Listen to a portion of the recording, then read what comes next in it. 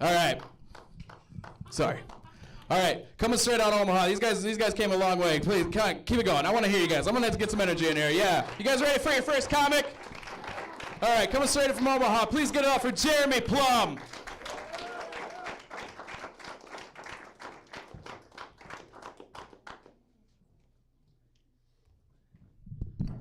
All right, South Dakota.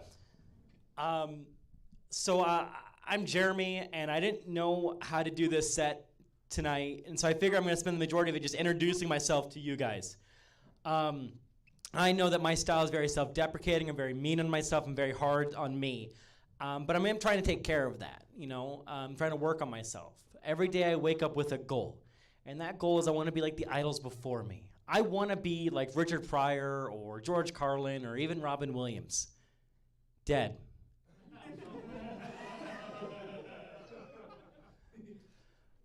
I wish I was dead.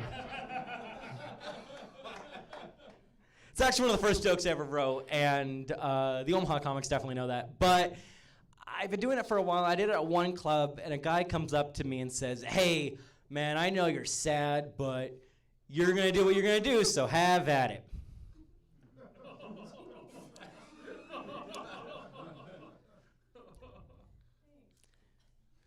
So for the rest of you, that was my first suicide recommendation after a joke. And I was pissed. Because I already said that joke to family and friends, and they weren't nearly as supportive as that guy was.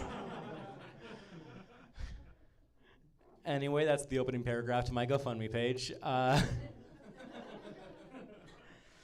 $5 is the opening entry fee. $10, you're on the note. $15, you pick the Sylvia Plath quote I use on that note.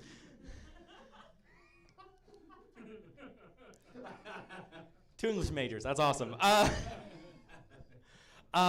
guess another thing about me is I have a twin.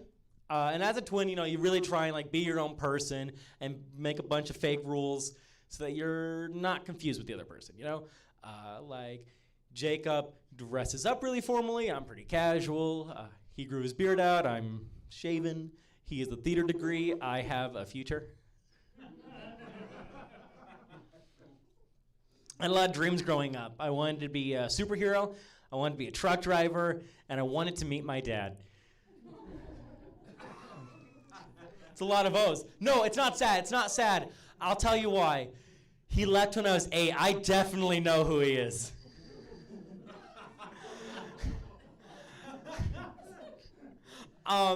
Actually, me and my brother, we play a game, and that game's called When's the Last Time You Saw Dad? You know, I opened with killing myself, and that's a lot less O's at the beginning. Just thought I'd point that out. It's a 3-hour drive home. Oh, God. Anyway, me and my brother, we play a game called When's the Last Time You Saw Dad? We're back on this joke. The winner is the one who forgets or starts crying. I'm a regional champ. I am holding that win streak down. Another thing about me is I have obsessive compulsive disorder. I have OCD.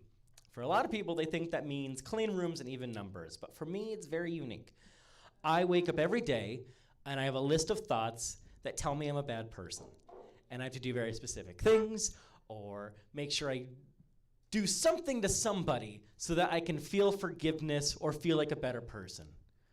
So I'm a Catholic. And I've been Catholic for a while. I grew up next to a church, actually. And I wanted to be a Catholic because I wanted to devote my body and my soul to a higher power that had the answers that I didn't have. Which is just a fancy city talk way of saying I cried when I jacked off till I was like 21.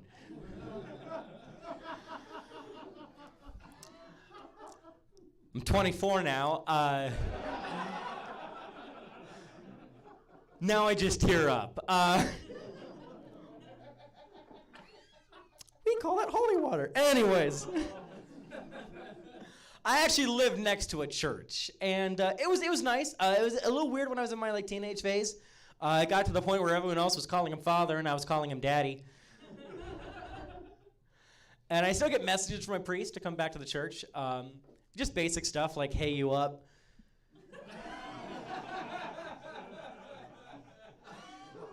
Saw you on Messenger, thought I'd drop you a line.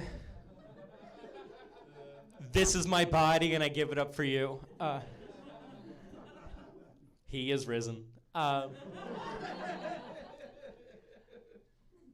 thirst. Anyways, I've been lucky enough. I've been doing comedy for almost 4 years now, and I love doing it. I love seeing people like you guys. And there's things I hate about it. Like one thing I do hate, especially at open mics, is backhanded compliments. As a comic, I get a lot of them. You know, stuff like, "Hey, man, I thought it was brave you just went on stage."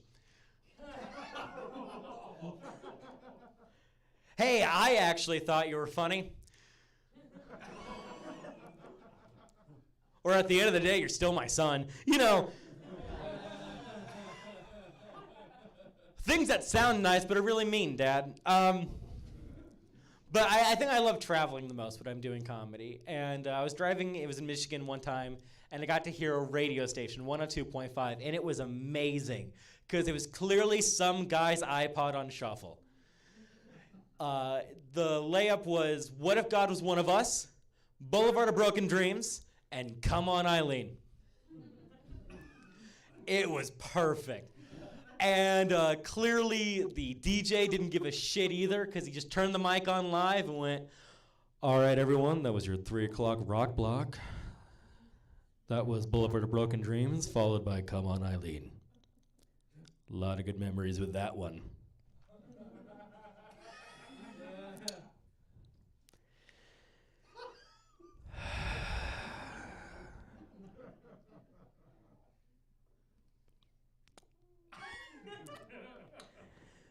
Anyway, here's Rod Stewart. Like, what the fuck was that? What memory was that?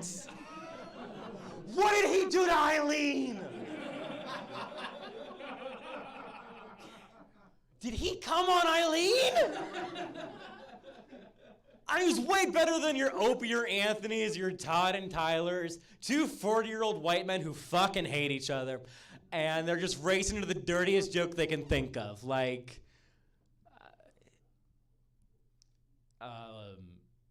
I guess like coming on Eileen, I guess. But this guy was better than that.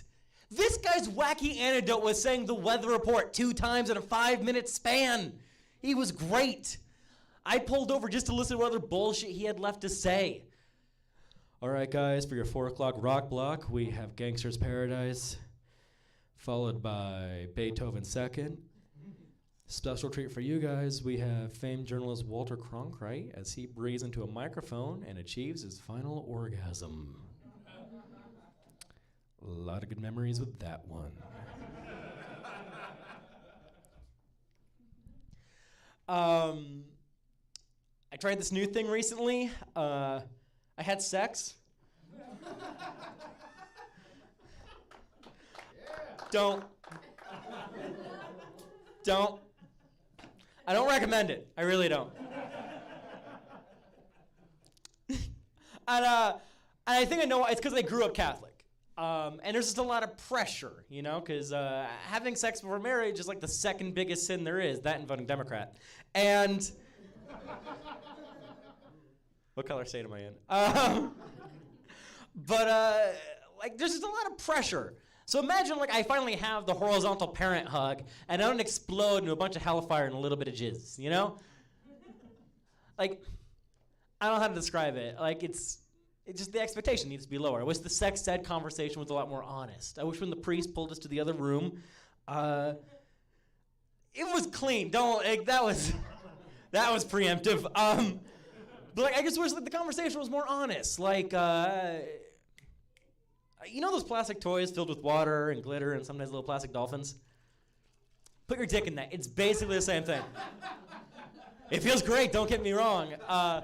It's just not worth getting kicked out of a Chuck E. Cheese for. So like, lower that bar, I think. I also know it's something adults do. It shouldn't be something that's built up. It's just normal, you know? Like paying your taxes, making sure your car's insured, or putting your penis in the wet hole, you know? That line's actually just for me. Because when I wrote that, I don't know what I meant by wet hole. And I promise you, when I get off the stage, I don't know what that means either. I assume it's the belly button, because you can spit in that. I can hear those ahs earlier just being redacted. Like, at this point, like, sex is like eating at McDonald's for me, you know? At this point, I should care about what's going into my body, but fuck it, this meat's going in my mouth.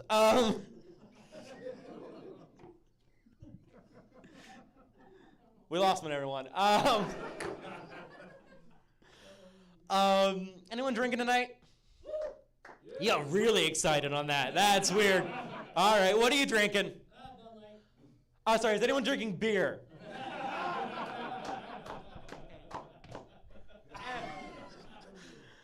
Fucking nailed it. No, I bring that up because there's actually a beer in Portland made with the yeast of a woman's vagina. And I bring that up not just because I'm fun at parties, but because I want to know what the advertising pitch for that beer is, you know? Like, how do you sell that? It's the perfect mix of copper and hops. They get worse. It's a beer you say you drink all the time, but really only on your girlfriend's birthday. A lot of people looking away at me on that joke. Okay. Or my personal favorite, it's the perfect beer for eating out. Bush. You guys are too kind. I don't deserve that. You've been an amazing audience. Guys, give it up for your host. Have a great night.